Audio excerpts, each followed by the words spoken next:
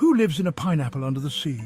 SpongeBob SquarePants? Absorbent and yellow and inappropriate, is he? Oh dear. It seems not even the deepest depths of the ocean can escape the long, dark reach of our twisted minds.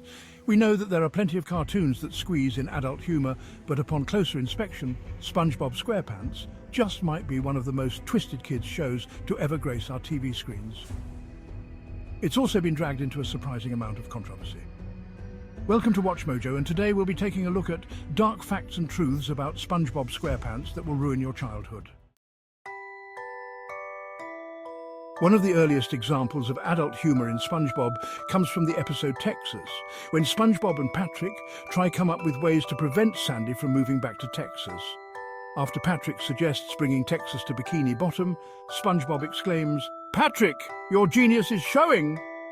At which our pink starfish covers his crotch in a panic.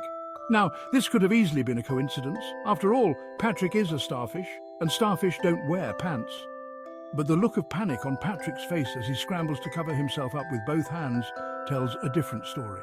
It's almost as if the writers knew exactly what they were doing, and they knew that most kids watching wouldn't pick up on the joke.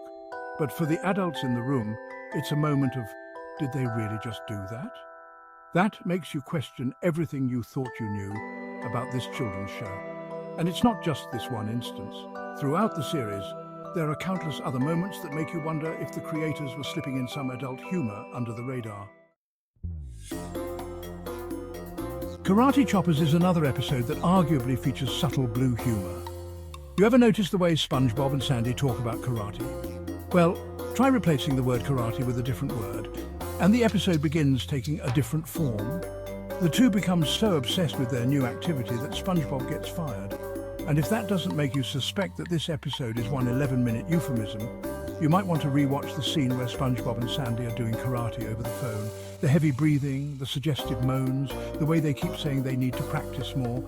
It's all a little too on the nose, isn't it?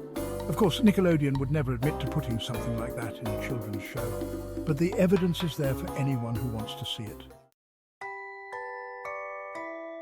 Of course, there's a ton of other obvious jokes throughout the show, from the panty raid in Mid-Life Crustacean to SpongeBob's "don't drop the soap" joke in Gary Takes a Bath. However, there's been one inappropriate ongoing gag in the series that may have flown over every kid's head: Squidward's nose. There are many moments in the show where Squidward's nose is flicked like a half-deflated balloon.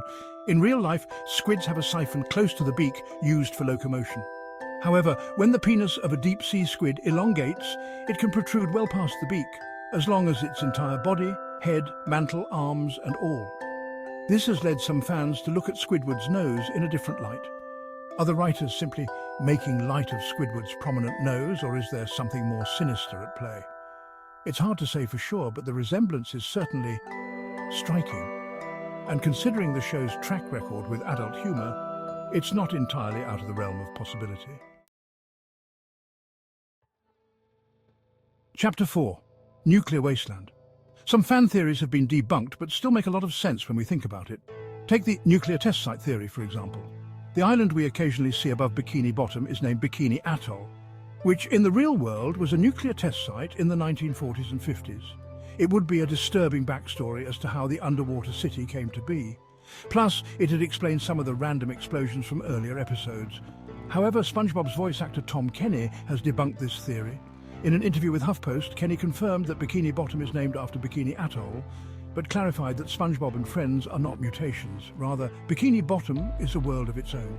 Still, the fact that the creators chose to name the town after a real-life nuclear test site is a little unsettling, to say the least.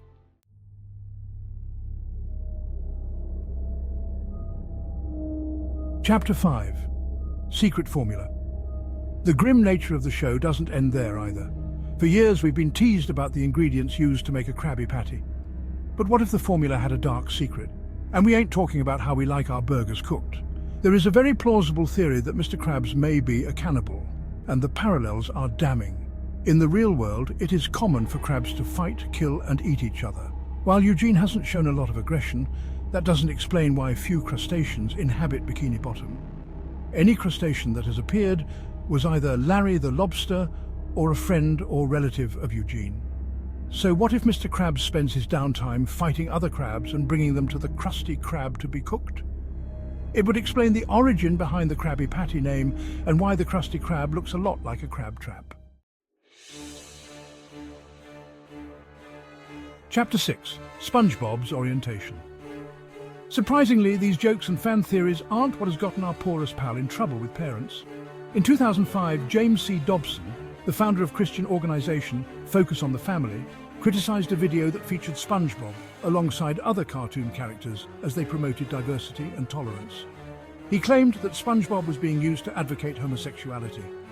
Prior to this, series creator Stephen Hillenburg had stated that SpongeBob was somewhat asexual. Dobson later attempted to clarify that his real problem was with one of the video's sponsors, We Are Family Foundation, formed to educate kids about respect and cultural diversity in the wake of 9/11. The foundation's website, Dobson said, included links to LGBT rights organizations. For Dobson, that was damning. This sparked a debate about whether or not SpongeBob is a gay icon, and whether or not it's appropriate for children's shows to address topics like sexual orientation. Chapter 7. The Endless Summer. This wouldn't be the last time that SpongeBob was accused of pushing agendas. In 2005, Nickelodeon aired a SpongeBob short called The Endless Summer, where Mr. Krabs and SpongeBob release massive amounts of carbon dioxide and cause Bikini Bottom to become uninhabitable. 6 years. Later, Fox News uncovered the episode and accused the show of pushing a liberal agenda, protesting that global warming was being presented as a fact. The episode was never intended to be a political statement, but rather a cautionary tale about the dangers of pollution. However, in the current political climate, it's easy to see how some people could interpret it as propaganda. This just goes to show that even a seemingly innocent children's show like SpongeBob can get caught up in the culture wars. Chapter 8. Sailor Mouth. While SpongeBob has been controversial when it comes to hot-button topics, the show has also caused a stir regarding children's learning and cognitive abilities. In 2005, the episode Sailor Mouth came under fire by the Parents Television Council for allegedly making light of children using profanity and teaching kids it was okay to swear. The episode features SpongeBob and Patrick learning a new swear word, which they proceed to use excessively. While the word is bleeped out, it's clear what they're saying, and the episode was deemed inappropriate by many parents.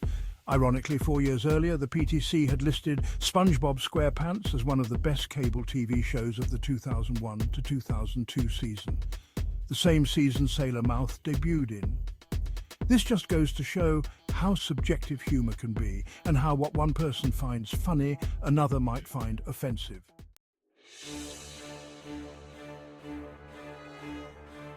Chapter 9. SpongeBob causes ADHD.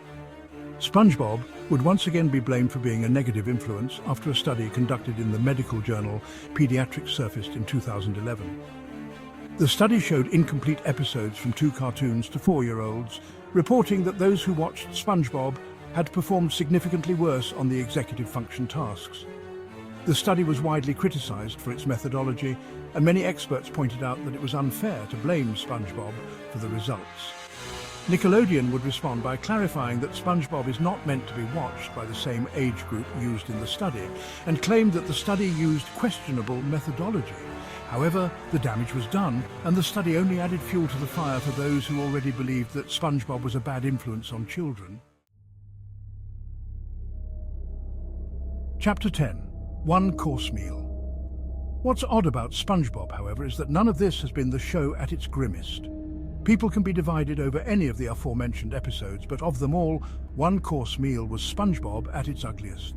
The plot revolves around Mr. Krabs discovering Plankton's fear of whales and using his phobia for cheap laughs. He torments him for so long that it causes Plankton to want to commit suicide. The episode was met with widespread criticism for its dark humor and depiction of mental illness. Many viewers felt that it was insensitive and went too far, even for SpongeBob. One-Course Meal has gone down as the most despised episode in the show's history and the epitome of the show's declining quality in later years. It's a shame that a show that was once so beloved could produce something so mean-spirited and disturbing.